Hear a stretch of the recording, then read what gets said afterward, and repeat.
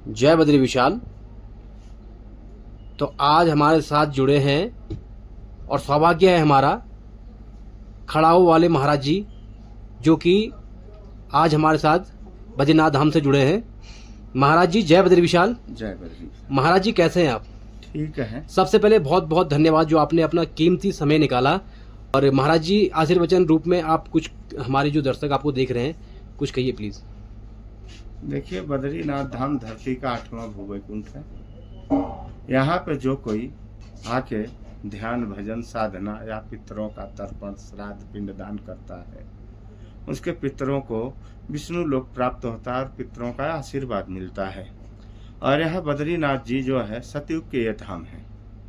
यहाँ पे जो कोई तप तपस्या करता है 10,000 गुना उसको प्राप्त होता है। एक गंधमादन पर्वत के ऊपर भगवान बद्री विशाल शालिग्राम शिला में चतुर्भुज में यहाँ पद्मासन में विराजमान है। उनके साथ में अंदर में मूर्तियां जो है, वहाँ गरुड़ जी विराजमान है और वहाँ पे कुबेर भंडारी विराजमान है। वहाँ पे जो है उद्धव जी, देव ऋषि नारद और नर नारायण, और वहाँ पे जो है ये सारी मूर्तियां विराजमान है जो देखने में तो मूर्त है मगर साक्षात श्री हरि नारायण के ही रूप हैं। सारे लोग वहाँ पे तप तपस्या में बैठे हैं। यहाँ पे जो कोई उनके दर्शन करता है उसके कई जन्म सफल हो जाते हैं। इसलिए हम तो यही कहेंगे कि जिसको बन पड़े वो आके यहाँ पे भगवान का दर्शन करे।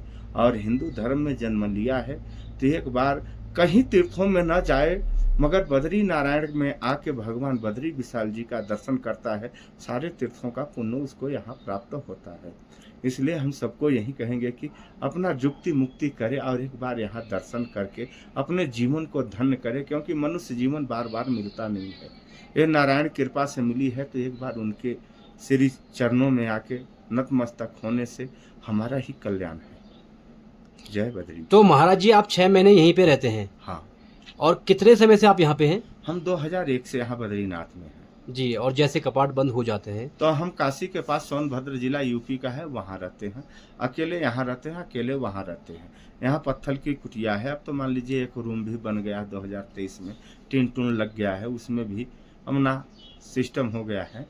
और वहाँ पे मिट्टी की दीवार, ऊपर टीन सेट लगा, बिना दरवाजे की वहाँ भी कुटिया है।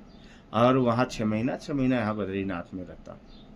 तो महाराज जी आप इतने समय से साधना कर रहे हैं, क्या अनुभव रहा आपका बद्रीनाथ में? बद्रीनाथ में देखिए, हम तो सोचते हैं कि अपना जीवन छूटे तो बद्रीनाथ में, क्योंकि यहाँ का अनुभूति जो है मुख से वर्णन नहीं हो पाती है।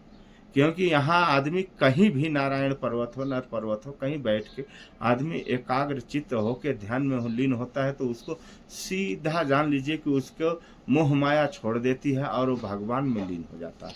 महाराज जी यहाँ पे जो भी श्रद्धालु आते हैं उनको क्या कहना चाहते हैं, क्या संदेश देना चाहते हैं? हम तो यही कहेंगे कि जो कोई यहाँ पे आता है वो कुछ न कुछ यहाँ पे जप तप ध्यान कर ले, क्योंकि वही साथ जाएगा। ऐस वैभव कीर्ति तो जब तक आदमी है तब तक रहेगा, मगर तपस्या एक ऐसी चीज है जो कि आदमी के शरीर छोड़ने के बाद भी वो साथ देती है। इसलिए तीर्थों में जाके वो जप और ध्यान थोड़ा कर ले, जितना बन पड़े उतने कर ले, करना चाहिए। तो महाराज जी आपका बहुत बहुत धन्यवाद। आपने बहुत कीमती समय यहाँ पे हमारे लिए निकाला, हमारे दर्शकों के निकाला। हम आपके जीवन भर आभारी रहेंगे। और